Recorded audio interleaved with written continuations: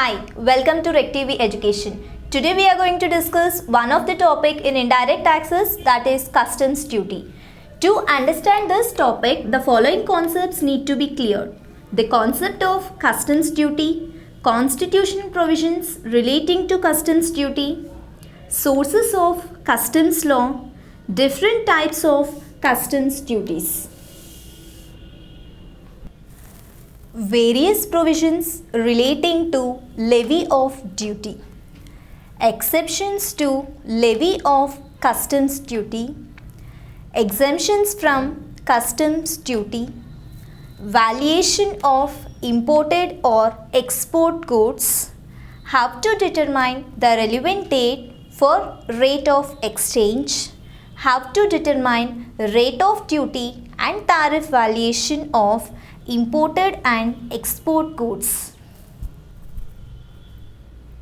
Now let's look into the one by one topic. Customs duty. It is the duty levied by central government on import of goods into and export of goods from India. If we look into this definition very clearly, the following terms are very important: duty, central government, import, export, and import and export should be in goods from India. Constitutional provisions. Power to levy customs duty is conferred by Entry 83 of Union List.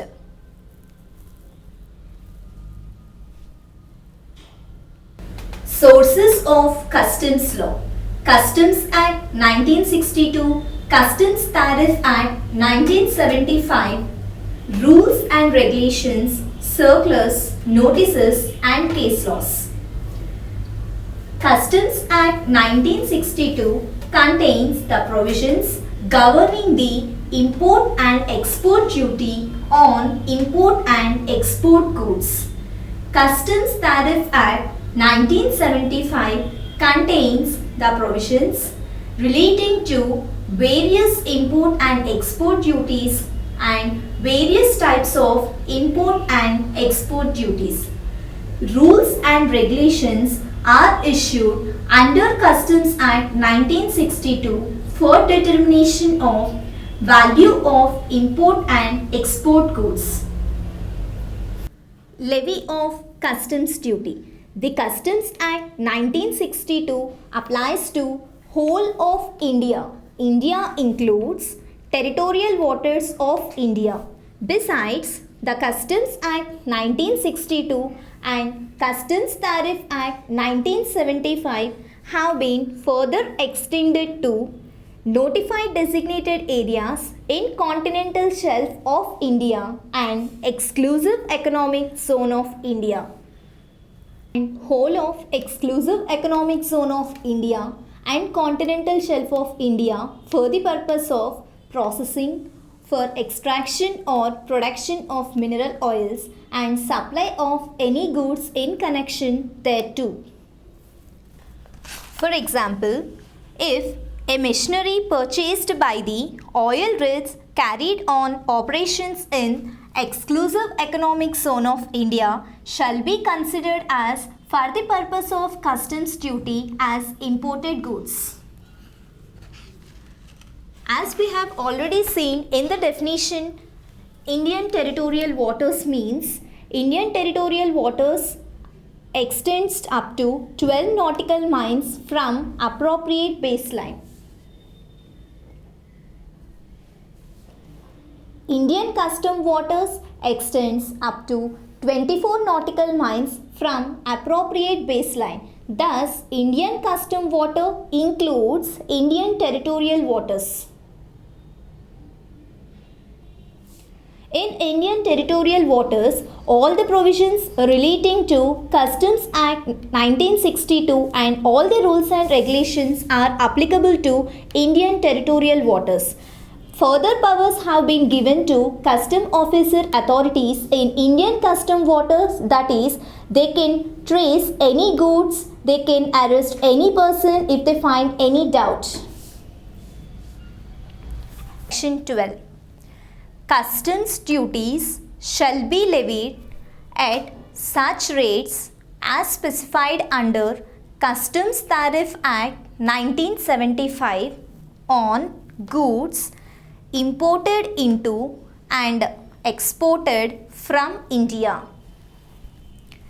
So, customs duties shall be levied at such rates as specified under Customs Tariff Act 1975 on goods imported into and exported from India.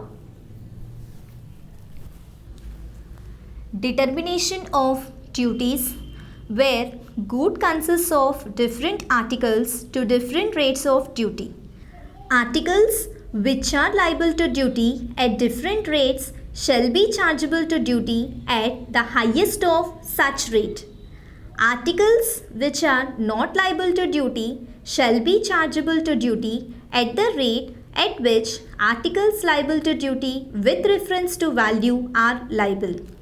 Accessories, spare parts or maintenance and repairing implements for any article are chargeable at the same rate of duty as that article. If the importer produces evidence to the satisfaction of the proper officer or the evidence is available regarding the value of any articles liable to different rates of duty, such articles shall be chargeable to duty separately at the rate applicable to it. Taxable event in case of import or export of goods. In case of imports, for clearance of home consumption, time when goods become part of the mass of the goods within the country. For clearance from warehouse, time when goods are cleared from the warehouse. In case of exports, taxable event is when the goods crosses the territorial waters of India. Customs duties is not levable in the following cases: on pilfered goods, reduced duty on damaged goods, remission of duty on destroyed goods, no duty on relinquishment of title to goods. On pilfered goods, in order to have an exemption from the duty, the following conditions to be satisfied. The imported goods must have been pilfered. The pilferage should have occurred after the goods are unloaded, but before the proper officer makes the order of clearance for home consumption or for deposit into warehouse. The pilfered goods should not have been restored back to the importer. Once again, if we look into the conditions of this, first one is the imported goods should have been pilfered. The imported goods must be pilfered after unloading, but before the proper authority gives notice, and the pilfered goods should not be restored by the importer. If the following three conditions are satisfied, the custom duty is not levable on these type of imported goods. Second case, reduced duty on damaged goods.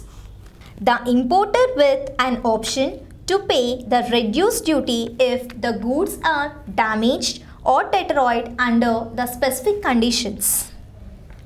If an imported goods have been damaged or had destroyed at any time before or during the unloading of goods in India, and imported goods other than warehoused goods has been damaged at any time after unloading but before examination by the authorities.